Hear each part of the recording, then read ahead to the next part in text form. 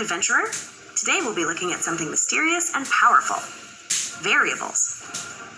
Now you might have heard of variables before in math or science. In math, we know a variable represents a value that can change. Like in 3 plus x could be any number. That makes x the variable. In science, we also have values that can change. Let's look at a plant experiment.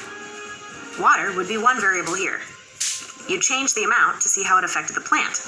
You could use a lot of water, a little bit of water, or none at all. Okay, so a variable in computer science works the same way. It represents a value that can change. Let's look at some examples. Remember, the code here is just pseudocode.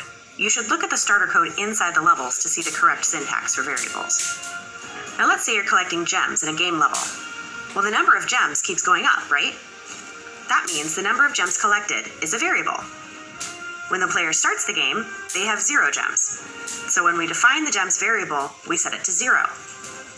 Now, players need to see how many gems they have, right? So we write some code to show a counter on the screen. This code pulls in the value of the gems variable. That way, the counter always shows the right number.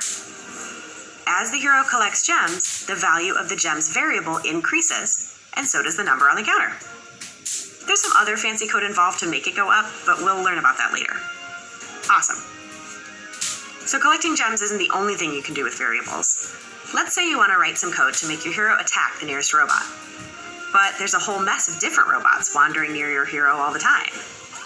Well, if we type this sets the value of the nearest robot variable to whatever robot is closest to the hero at each moment. Then all we have to do is write code like this that uses the variable, and the hero will attack the nearest robot.